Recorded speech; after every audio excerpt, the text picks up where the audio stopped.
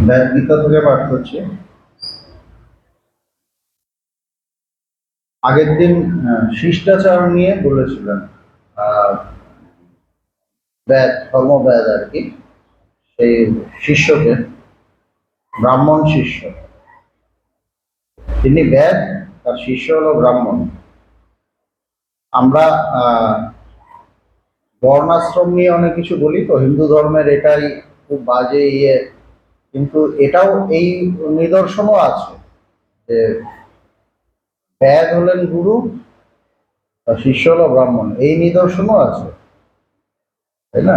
এখানে ভেদাভেদ, জাতপাত আমরা এগুলো বলি, কিন্তু এটাও তো আছে, এটাও দেখতে হবে। তো শিষ্টাচার নিয়ে কথা হচ্ছিল, সেটা নিয়ে তিনি বলেছিলেন। এরপর থেকে পাঠ করছি। ইয়ে তু ধর্মানুসূয়ন্তে বুদ্ধি মহান নিত্যা নরা আপথা গচ্ছন্তাম তেষামানুয়াতা পীড়্যতে।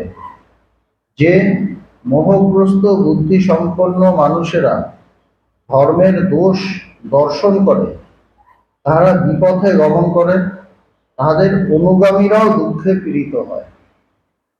বলছেন কি, যে মোহগ্রস্ত বুদ্ধিসম্পন্ন মানুষেরা ধর্মের দোষ দর্শন করে, অনেকে থাকে না, ধর্ম টর্ম সব বাজে, আধ্যাত্মিকতা বাজে, এগুলো মানুষকে ভুল বোঝানোর জন্য। আমারও এই মত ছিল এক সময়, এবং বড় বড় রাজনৈতিক মতবাদও আছে এটা নিয়ে, যে ধর্ম টর্ম এগুলো একটা মানুষের জন্য আফিমের মতো নেশার জিনিস, এসব বলা হয়। এখানে কি বলছেন, যে যে মোহগ্রস্ত বুদ্ধি সম্পন্ন মানুষেরা, মোহগ্রস্ত বুদ্ধি মানে আমার বুদ্ধিতে মোহ আছে। কিসের প্রতি? পুরো জগতের প্রতি, বিষয়ের প্রতি মোহ আছে। মোহ থাকলে আমার কি হবে? আমার এই যে ধর্ম, ধর্ম বলতে যে আধ্যাত্মিকতা, মূল আধ্যাত্মিকতার কথাই বলছি, সেইটা আমাকে কি করে? আমাকে সত্যের পথ দেখায়। এবং সত্যটা কি? সত্যটা হলো জগতাতীত সত্তা, জগতের অতীত যে সত্তা, তাকে জানাটাই হলো সত্য, জগতের পারের সত্তা। কিন্তু যে মোহগ্রস্ত, জগতের প্রতি মোহগ্রস্ত, মিথ্যার প্রতি অজ্ঞানে যে আচ্ছন্ন, সে জগতের পারে যেতে চাইবে না। যদিও সেটাই তার আসল পরিচয়, যদিও সেটাই তার আসল স্বরূপ, তবুও সে জগতের পারে যেতে চায় না, জগতের অতীতে যেতে চায় না। তখন কি হয়? সে বলে যে এই পথটাই খারাপ, কেন? এই পথটা তার পারে নিয়ে যাচ্ছে, মানুষকে সত্যে নিয়ে যাচ্ছে। এবং সত্যে নিয়ে গেলে তো আমি মিথ্যায় থেকে যেগুলো কাজকর্মগুলো করতাম, তো সেগুলো করতে পারবো না। সুতরাং আমাকে বলতে হবে এটা খারাপ, এরকম একটা ব্যাপার হয়ে যায়। এই জন্য বলছেন, যে মোহগ্রস্ত বুদ্ধি সম্পন্ন মানুষেরা ধর্মের দোষ দর্শন করে, তারা হয়তো দেখা যাবে উল্টো পাল্টা যা খুশি করে যাচ্ছে, এদিকে বলছে এরা সব ভণ্ড, সন্ন্যাসী টন্যাসী মহাপুরুষ, এগুলো সব ভণ্ড মানুষকে, এরকম হচ্ছে। তাহারা বিপথে গমন করে এবং তাহাদের অনুগামীরাও দুঃখে পীড়িত হয়। তারা তো বিপথে যায়নি। এবং যারা এগুলো বেশি ভাবে, তাদের আবার কিছু চেলা টেলা থাকে, অনুগামী থাকে, যারা তার কথা খুব মানে, হচ্ছে তারাও দুঃখে পীড়িত হয়। তাদের জীবন থেকে দুঃখ যায় না, কেন? দুঃখ যাওয়ার আসল পথ হলো আধ্যাত্মিক পথ, দুঃখ যাওয়ার আসল পথ হলো সত্যের পথ। আমি যদি সত্যকে না মানি, আমি যদি সত্যের পথে চলতে না পারি, শাস্ত্র আমার জন্য কিছু পথ নির্দিষ্ট করে রেখেছে, আমি যদি সেইটা ফলো না করি, আমি আলটিমেটলি ভালো থাকবো না। এই জন্য হচ্ছে দুঃখে পীড়িত হয়। এবার প্রশ্ন হলো, যারা আধ্যাত্মিক পথে আসে তাদের কি দুঃখ হয় না? বলছে না, তারা, তাদের জীবনে অনেক ঝামেলা আসে, বাধা বিঘ্ন এগুলো আসে, বিপত্তি আসে, কিন্তু তারা দুঃখে পাগল হয়ে যায় না, তারা লড়াই করে, তারা লড়াই করে, তারা ফাইট করে। কেননা কৃষ্ণ বলছেন যে যুদ্ধ করো, ফাইট করে। কিন্তু আমার কেন হলো, আমার সাথে এরকম হয়, এই যে নাকি কান্নাগুলো তাদের বন্ধ হয়ে যায়, তাদের বন্ধ হয়ে যায়, এগুলো তাদের থাকে না। আসল দুঃখ তো ওটা মনের পীড়া। আসল দুঃখ কোনটা? আসল দুঃখ মনের সেই অবস্থা, যে আমার এই সাথে এরকম হচ্ছে, আমার কি যন্ত্রণা, তুমি কি বুঝবে, এগুলোর আসল দুঃখ। এই দুঃখটা সবসময় চলতে থাকে ভেতরে। যে ঈশ্বরীয় পথে না যায়, যে ঈশ্বরীয় পথে যায়, সে তার জীবনে ফাইট করে, তার জীবনে একটা সমস্যা এলো, সে লড়বে ওর জন্য। কিন্তু বসে বসে হাহাকার করবে না, মাথা টুকবে না, দুঃখ করবে না। তো আমাকে যুদ্ধ করতে হবে, ঠিক আছে, চলো যুদ্ধ করবো। ভগবানকে দেখতাম বারবার এক একটা সমস্যা আসতো, কেননা তার তো বিরাট বড় সংসার ছিল, পুরো বেদান্ত সোসাইটি, নানা কিছু, নানা দিক, এবং প্রতিটা দিক থেকেই তো সংসার, মানে প্রতিটা দিক থেকেই সমস্যা। এবং ভগবান বলতে চলো আবার আমরা ফাইট করবো, চলো আবার নতুন লড়াই। ভগবান বলতেন যে এই লড়াই আমাকে চাঙ্গা রাখে, চন্মনে রাখে। আধ্যাত্মিকতা মানে কি? আধ্যাত্মিকতা মানে বসে বসে শুধু ধ্যান করবো, ধ্যানস্থ হয়ে থাকবো, আর আমার সব সংসারে সব গোছানো থাকবে, তা কিন্তু নয়। আধ্যাত্মিকতা মানে আমার ভেতরে সেই শক্তিটা আসবে, যার জন্য আমি ফাইট করতে পারবো। আমার ভেতরে সেই পাওয়ারটা আসবে, যে একটা বিপদ এলে আমি রুখে দাঁড়াবো, ফাইট করবো, ওর সাথে সামনাসামনি হবো, মোকাবিলা করব।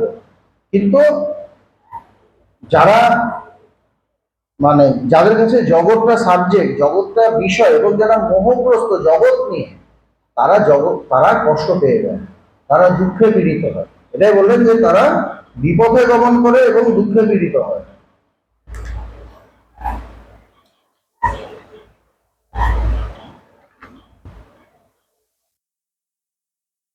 ये तु शिष्टम सुनियतम श्रुति त्याग परायणाः धर्मम पंथान मारुरः सत्यम सत्य धर्म परायणाः।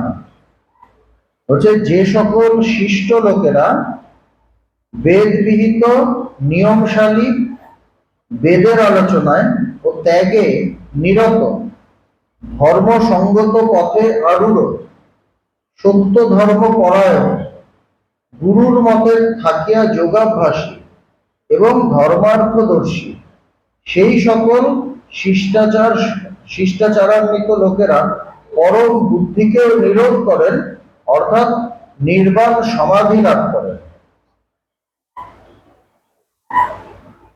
জ্ঞানের কথা এলো, তার আগে কিন্তু কর্মের কথা চলছিল, একটু জ্ঞানের টাচ দিলেন। কি হচ্ছে? যে সকল শিষ্ট লোকেরা বেদবিহিত নিয়মশালী, যারা শাস্ত্রের যে শিষ্টাচার সম্পর্কে যে নিয়মগুলো আছে সেগুলো যারা মেনে চলে, বেদবিহিত নিয়মশালী, বেদের আলোচনায় ও ত্যাগে নিরত। বেদের আলোচনা, ভগবান, বেদের সার হলো বেদান্ত, ভগবান বলছে রোজ বেদান্ত চর্চা করবে। বেদের আলোচনায় ও ত্যাগে নিরত। ত্যাগ মানে আমার বেয়ারা কিছু ইচ্ছে হলো, আমি ওটাকে মন থেকে ত্যাগ করলাম, ওইটাই ত্যাগ, আসল ত্যাগ। ত্যাগ মানে বাড়ি ঘর ত্যাগ না। আমার মনে জগতের প্রতি প্রচন্ড এই করবো ওই করবো, হাজার রকম জগৎ টানছে আমাকে, কিন্তু আমি মন থেকে ত্যাগ করলাম, না করবো না, এটা তো একটা ত্যাগ, এটাই আসল ত্যাগ। তো বলছেন যে বেদের আলোচনায় ও ত্যাগে নিরত, ধর্ম সঙ্গত পথে আরূঢ়, ধর্মের পথ তারা গ্রহণ করেছে, সত্য ধর্ম পরায়ণ, এবং তিনি সত্যে থাকেন। সত্যে থাকেন বলতে তার অবস্থায় তার সামনে যে কর্মগুলো আছে সেইগুলো তিনি নিষ্ঠা সহকারে করেন, সত্যে থেকে। তাকে যেটা বলা হচ্ছে সেটা তিনি নিষ্ঠা সহকারে করেন, ওখানে তিনি মিথ্যা করেন না। তিনি যদি একজন গৃহস্থ হন, তিনি গৃহস্থ ধর্ম ঠিকভাবে পালন করেন। তিনি যদি সন্ন্যাসী হন, তিনি সন্ন্যাস ঠিক সন্ন্যাস ধর্ম পালন করেন। সেরকম সত্য ধর্ম পরায়ণ, গুরুর মতে থাকিয়া যোগাভ্যাসী, এবং কি বলছে গুরু যেভাবে বলেছে সেইভাবে তিনি প্র্যাকটিস করেন। যোগাভ্যাসী, তার ধ্যান ধারণা সাধনা। ভগবান বললেন যে তোমরা রোজ ধ্যান করবে, ফার্স্ট কথাটাই হলো ধ্যান করবে। যিনি ধ্যান করছেন, কারোর হয় কারোর হয় না সেটা আলাদা। আমার হয় না, এই জন্য ছেড়ে দিলাম, বলছে না, কেন ভগবানের সাধনার প্রথম কথাই আছে করতে হবে ধ্যান। তার মানে কি, তিনি চেষ্টা করছেন, ওটাকে ধ্যান বলেই ধরা হবে। কেন? এই যে হচ্ছে গুরুর মতে থাকিয়া যোগাভ্যাসী, গুরু যেভাবে বলেছে সেইভাবে যিনি করছেন। যেমন যেমন প্রার্থনা, আমাদের সন্ধ্যে 6:30 থেকে প্রার্থনা, এবং আমি ঠিক নিষ্ঠা সহকারে প্রার্থনা করছি, ক্লাস করছি, কৃষ্ণ নাম করছি, আমি চলে যাচ্ছি। বা যদি থাকি, আমি এটা নিয়ে ভাবলাম, একটু ধ্যান করলাম, এটা নিয়ে ভাবলাম, আমি চলে গেলাম। সকাল 10:30টায় কৃষ্ণ নাম, সকাল 10:30টার মধ্যে আমি পৌঁছাচ্ছি, আমি কৃষ্ণ নাম করছি, মানে ওইখানে আমার সত্যটা থাকছে, ওখানে আমার সত্যটা থাকছে। কিন্তু আমি সত্য, ভগবান আমাকে যেটা বলেছেন, ভগবান আমার থেকে যেটা চান সেটা আমি পালন করলাম না। ভগবান যেটা চান সেটা যদি আমি পালন করি, তাহলেই কিন্তু আমি অনেক টেস্ট পাবো ভেতরে, একটা স্পিরিচুয়াল টেস্ট পাবো। তখন হয়তো আমার জ্ঞান হয়নি, কিন্তু আমি দেখবো ভেতর থেকে একটা টেস্ট পাচ্ছি, একটা তৃপ্তি পাচ্ছি, এই কথাগুলো আমি পালন করেছি। কিন্তু যদি আমি কথা পালন না করি, তাহলে তো আমি টেস্টটা পাচ্ছি না, তৃপ্তিটা পাচ্ছি না। তো সত্য ধর্ম পরায়ণ, আমার যেটা করা উচিত আমি সেটা করছি, আমি সেটা করছি, ওখানে আমি ক্যাজুয়াল নই। গুরুর মতে থাকিয়া যোগাভ্যাসী এবং ধর্মার্থদর্শী সেই সকল শিষ্টাচারান্বিত লোকেরা পরম বুদ্ধিকেও এবং ধর্মার্থদর্শী, যারা ধর্মের অর্থটা বোঝার চেষ্টা করছে, সেই সকল শিষ্টাচারান্বিত লোকেরা, এবং তাদের যদি শিষ্টাচারটাও ঠিক মতো থাকে, যেটা তাদের বলা হচ্ছে, তারা যদি শিষ্টাচার গুলো সেই মতো পালন করেন, তারা কোন জায়গায় পৌঁছান? বলছে যে পরম বুদ্ধিকে নিরোধ করে। মারাত্মক কথা। অনেকক্ষণ ধরে জাগতিক, মানে একটু জাগতিক লেভেলেই কথা হচ্ছিল, এই করতে হবে, ওই করতে হবে, সবার সাথে ভালো ব্যবহার করতে হবে, কর্মের উপরই ছিল। হঠাৎ করে একটা জাম্প হলো, কি বলছেন, যে সেই ধরনের মানুষরা পরম বুদ্ধিকেও নিরোধ করেন, অর্থাৎ নির্বাণ সমাধি লাভ করেন, পরম বুদ্ধিকেও নিরোধ করেন। মারাত্মক কথা। বুদ্ধিকে নিরোধ করেন বলেন,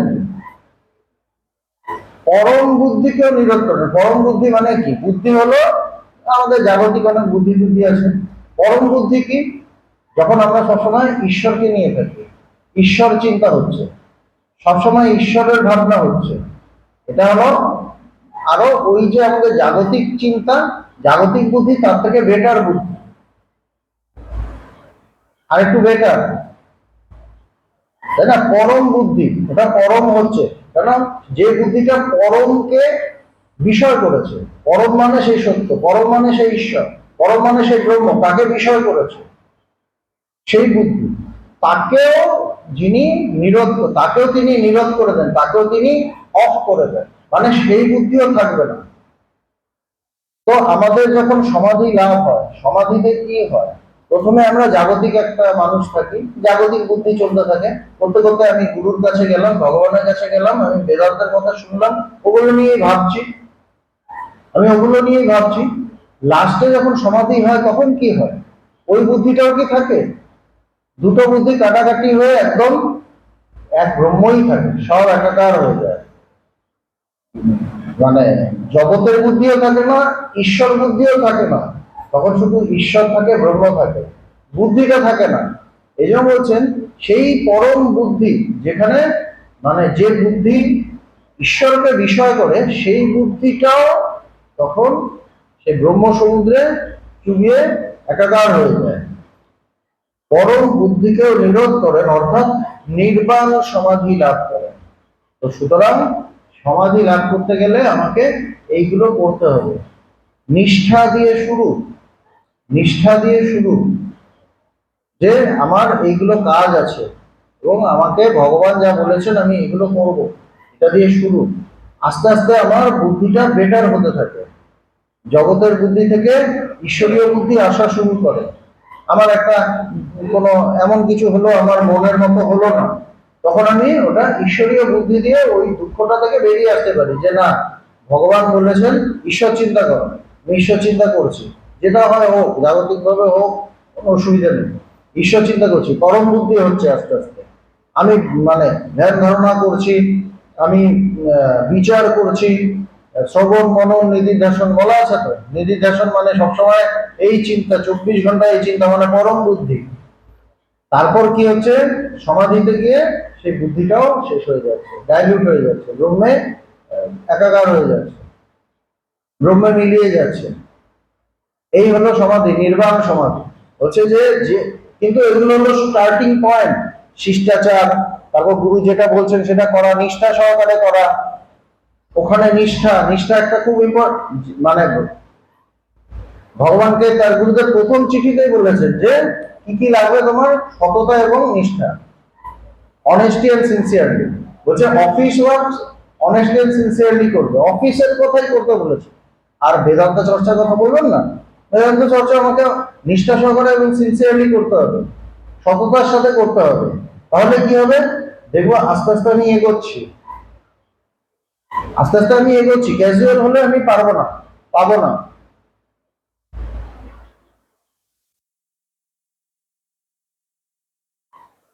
নাস্তিকান ভিন্ন মর্যাদান পুরাণ পাপমতো স্থিতাম ত্যাজতাম জ্ঞানমাশ্রিত্য ধার্মিকানুপসেব্যচ।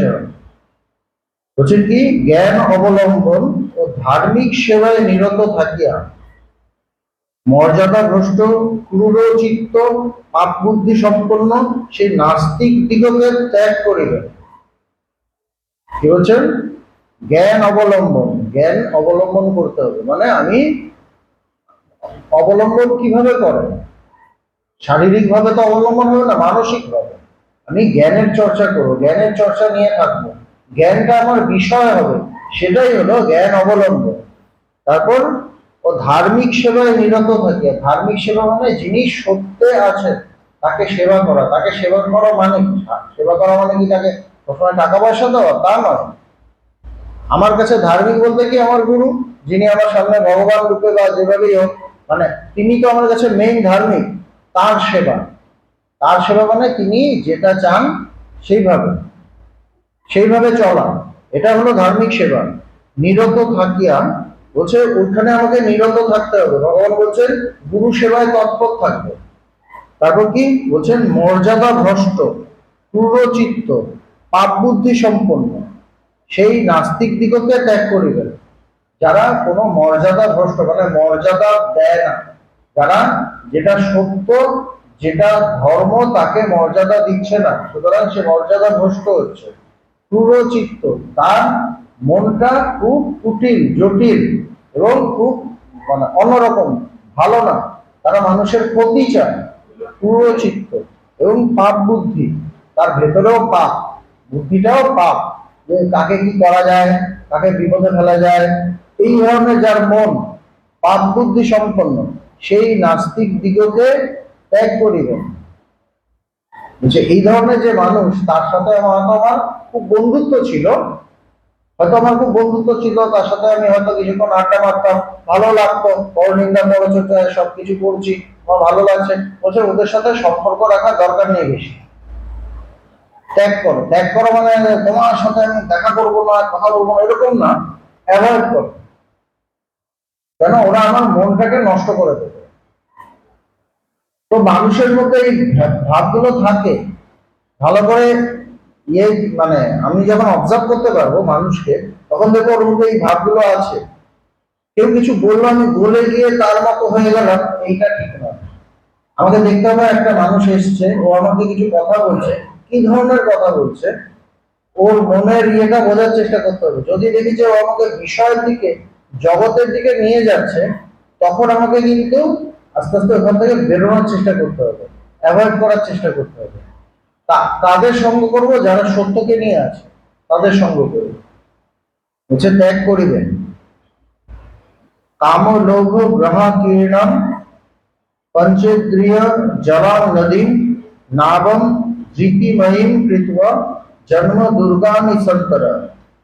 হচ্ছে যোগরূপ নৌকা করিয়া কামলোভ রূপ জলজন্তু সমাকুল ও পঞ্চেন্দ্রিয় রূপ জলশালী দেহরূপ নদী অতিক্রম করিয়া জন্ম দুর্গ সকল পার হও। এগুলো খুব ইম্পর্টেন্ট কথা। এগুলো যদি আমি ঠিক ভাবে গ্রহণ করি, আমি যদি ঠিক ভাবে নেই, আমার ভেতর চেঞ্জ হয়ে যাবে। আমি সত্যের দিকে যেতে শুরু করব এবং আমি তাকে লাভ করব। যোগরূপ নৌকা করিয়া, বলছে একটা নদীতে কি থাকে, একটা নৌকা থাকে, সেখানে জল থাকে, সেখানে টুমির মানে একটু মানে যেগুলো আমাকে খেয়ে ফেলবে এরকম কিছু জীব থাকে। তো বলছে যোগরূপ নৌকা করিয়া, আমার নৌকাটা কি হবে? যোগ, ধ্যান ধারণা, ঈশ্বর চিন্তা, যা মানে আমি যেটার সাহায্যে ঈশ্বরের সাথে যুক্ত হই, আমি সত্যের সাথে যুক্ত হই, সেই চিন্তা, সেটাকে বলছে যোগ। যোগরূপ নৌকা করিয়া, সেটা একটা নৌকার মতো। নৌকো ঠিক থাকলে কি সে জলে পড়ে না। নৌকো ফুটো হয়ে গেলে একসময় ওটাতে জল ভরে যায় এবং ওটা ডুবে যায়, নৌকা ডুবি হয়ে যায় এবং যিনি যান তারও ডুবি হয়ে যায়। তো আমার যদি ঈশ্বর চিন্তা ঠিক থাকে, সত্য চিন্তা ঠিক থাকে, স্বামী বিবেকানন্দ বলছেন সৎ চিন্তাই তোমার রক্ষা করে। আমার আসল রক্ষাকারীকে সৎ চিন্তা। আমার আসল রক্ষাকারী কিন্তু কোনো পুলিশেরা না, কোনো রাজনৈতিক নেতা নয়। আসল আমার রক্ষাকারী আমার সত্যের চিন্তা। সৎ চিন্তাই তোমার রক্ষাকারী। এগুলো খুব ইম্পর্টেন্ট কথা, মনে রাখতে হবে। যখনই আমার মধ্যে নেগেটিভ কথাগুলো আসবে, এটা ওটা, তখন আমাকে এই জায়গায় মনে যেন দান করাতে হবে। যোগরূপ নৌকা করিয়া কামলোভ রূপ জলজন্তু সমাজ করি। হচ্ছে যে আমাদের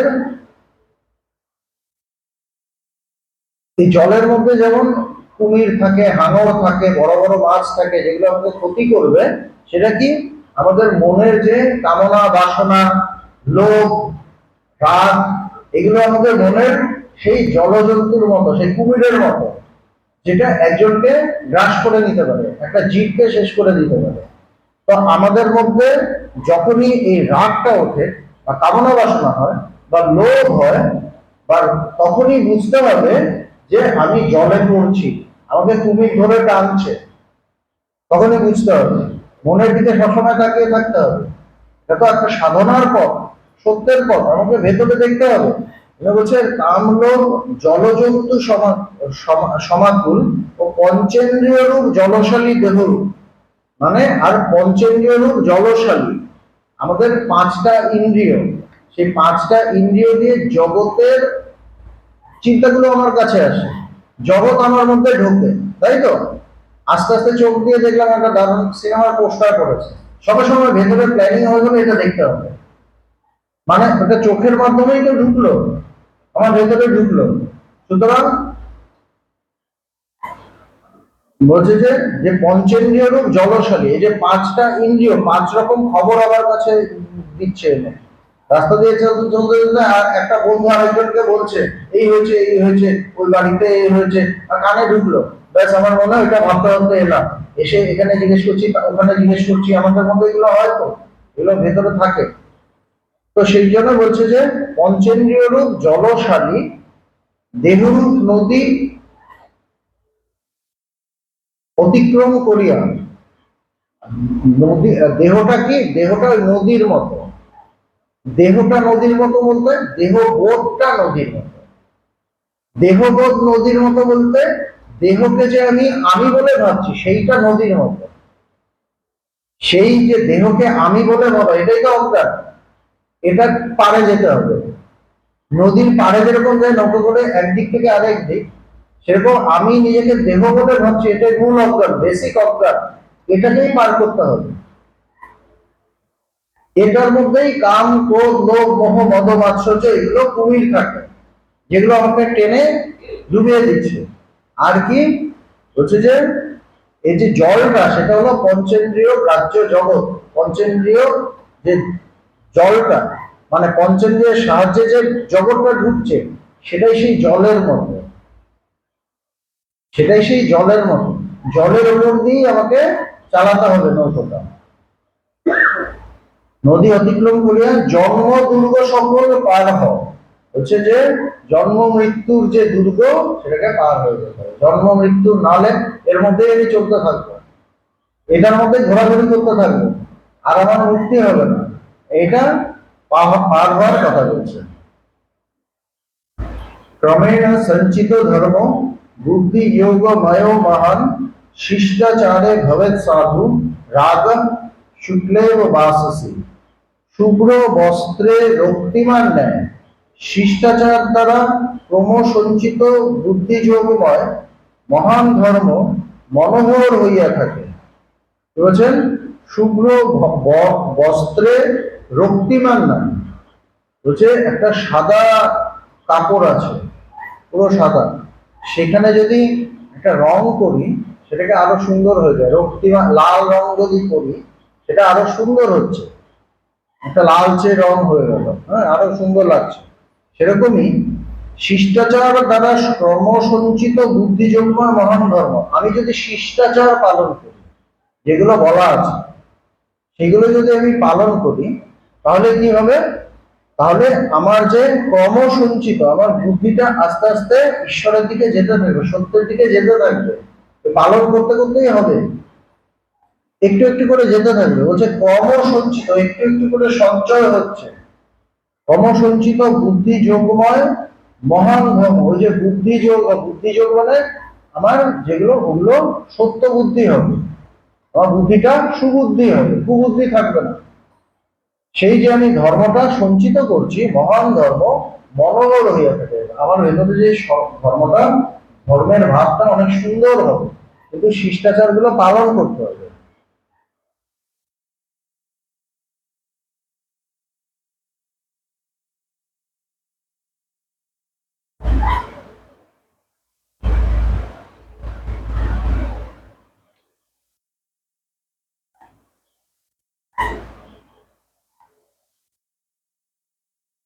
अहिंसा सत्य वचनम सर्वभूत हितम परम अहिंसो परमो धर्म स च सत्य प्रतिष्ठितः सत्य कृत्वा प्रतिष्ठान्तु प्रवर्तन्ते प्रवृत्तयः। বলছেন যে অহিংসা ও সত্য বচন সর্বপ্রাণীর পরম হিতকর, তন্মধ্যে অহিংসা পরম ধর্ম, তাহাও আবার সত্যে প্রতিষ্ঠিত। সত্যের উপর নির্ভর করিয়াই সাধু লোকের আচরণ সকল প্রবৃত্ত হইয়া থাকে। প্রথম কথা হচ্ছে অহিংসা ও সত্য বচন সর্বপ্রাণীর পরম হিতকর। অহিংসা যদি থাকে, হিংসা না, কারোর প্রতি হিংসা না, ও ভালো করে নিল আমার হিংসা হলো, বুঝছে না। অহিংসা এবং সত্য বচন, যে সত্য বলতে পারে, যে সত্য বলে, এটা খুব একটা পরম হিতকর, সেটা আমার জন্যই হিতকর। সব জায়গায় সত্য বলা যায় না, কিন্তু চেষ্টা করতে হবে যেন আমি সত্যে থাকতে পারি। আমি যদি চেষ্টা করি, ঈশ্বর সাহায্য করেন, সত্য বলার জন্য সাহায্য করেন। এমন একটা পজিশন হলো যেখানে আমি সত্য বলতে পারবো না, কিন্তু ঈশ্বর হয়তো সেই পজিশনটাই আনবেন না আমার জন্য, ওই পজিশনটাই আনবেন না। তো হচ্ছে যে অহিংসা সত্য বচন সর্বপ্রাণীর পরম হিতকর, তন্মধ্যে অহিংসা পরম ধর্ম এবং অহিংসা, এটা আমাদের একজন রাজনৈতিক ইয়ে ছিলেন, তিনি বলতেন অহিংসা পরম ধর্ম, কিন্তু ওই হিংসা নয়, ওই অহিংসা নয়। এখানে যে অহিংসা, যে কাউকে হিংসা করব না, ওইটা অন্য ছিল, এইটা পরম ধর্ম। কিন্তু আমাদের হিংসা হয়ে যায়, কেউ একটু ডেভেলপ করে নিল, ওর প্রতি আমার হিংসা হয়ে যায়। আগে হয়তো ওর সাথে আমার খুব বন্ধুত্ব ছিল, দেখা গেল ওর সাথে আমি বন্ধুত্বটা ছেদ করে দিলাম, কারণ ও ডেভেলপ করছে, আমি নিতে পারছি না, সহ্য করতে পারছি না। তখন আমি কি করলাম, ওর নামে এটা ওটা এটা ওটা বদনাম করে আমি ওর সাথে এখন বন্ধুত্বটা সেইভাবে রাখলাম না। কিন্তু দেখা গেল প্রবলেমটা আমারই মধ্যে, আমার ভেতরে হিংসা আমাকে জ্বলাচ্ছে, আমাকে জ্বালিয়ে মারছে, আমি পারছি না। বলছেন যে অহিংসা পরম ধর্ম, তাহাও আবার সত্যে প্রতিষ্ঠিত। অহিংসা প্রত্যেকে আসে, যে সত্যে প্রতিষ্ঠা থাকে তার কাছে সে অহিংসা, তার ভেতরে অহিংসাটা চলে আসে। আমাদের ভেতরে যদি সত্য না থাকে, আমাদের ভেতরে অহিংসাটা আসবে না। ঠিক ঠিক আমার ভেতরে যদি সত্য থাকে, তখন আমি যদি আমি সত্যকে বিষয় করি, তখন কে কি করছে না করছে আমার কোনো বিষয় হবে না, ওগুলো আমার অতটা বিষয় হবে না। বোঝা যাচ্ছে? তাহাও আবার সত্যে প্রতিষ্ঠিত, সত্যের উপর নির্ভর করিয়াই সাধু লোকের আচরণ সকল প্রবৃত্ত হইয়া থাকে। এই যে একজন মহাপুরুষ হলেন বা একজন সাধু হলেন, তার আচরণ দেখা যাচ্ছে খুব সুন্দর, কিন্তু সেটা কিসের উপর দাঁড়ানো? সত্যের উপর দাঁড়ানো, সত্যের উপর দাঁড়িয়ে তার আচরণ। মিথ্যার উপর দাঁড়িয়ে তার আচরণ, মিথ্যায় দাঁড়িয়ে অনেকে সুন্দর আচরণ করে, আচরণটা বড় কথা না, আসল হলো সে কি সত্যে দাঁড়ানো নাকি মিথ্যায় দাঁড়ানো। একজন যদি সত্যে দাঁড়িয়ে মানে বাইরে থেকে দেখে মনে হচ্ছে ভুল আচরণ, সেটাও সত্য আচরণ।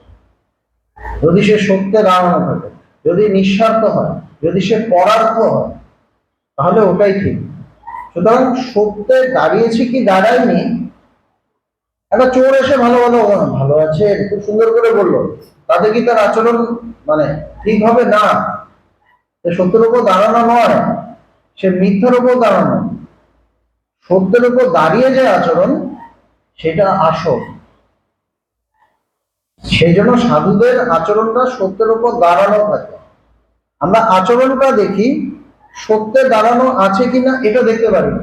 যেমন ভগবানকে অনেক সময় দেখা গেছে, ভগবান মানে আমাদের বকে শেষ করে দিচ্ছে, ঝেড়ে দিনের পর দিন চলছে। এবার যারা নতুন এসে তাদের উনি দেখি এরকম ভাবে বকছেন, এটা কি, উনি কি ধরনের মহাপুরুষ, এরকম হলো বললো। কেন? সে শুধু আচরণটা দেখছে, সত্যে দাঁড়ানোটা দেখতে পাচ্ছে না। সে ওটা কখন দেখবে? সে যখন নিজে সত্যে দাঁড়াবে। যে নিজে সত্যে দাঁড়াবে তখন দেখবে যে উনি তো নিজের জন্য কিছু বলছেন না, উনি সত্যে দাঁড়িয়ে উনি মানুষের জন্য বলছেন, পরার্থে বলছেন। সুতরাং এই আচরণ নিয়ে মানুষ অনেক সময় ধোকা খেয়ে যায়। বাইরের আচরণটা দেখে, ভেতরে তার ভেতরে কতটা সত্য আছে সেটা দেখে না, দেখতেও পারে না। আচরণটা দেখে, আমাকে এরকম ভাবে বললো আমি আর আসবো না। এই থেকে মানে এনা থেকে উনি ভালো, আমাদের এগুলো হয়ে যায়, তাই না? কারণ আমি আচরণটা দেখলাম, আমি সত্যে দাঁড়ানো কি না দাঁড়ানো এটা দেখতে পারলাম না। এইটাই মুশকিল। এটা বলে দিচ্ছে সত্যে প্রতিষ্ঠিত মানে যারা, তাদের দিয়ে মানে সাধুর আচরণটা আসল বেরিয়ে আসে, সত্যে দাঁড়ানো থেকে বেরিয়ে আসে। সত্যে দাঁড়াতে হবে, মূল কথা হলো এটা।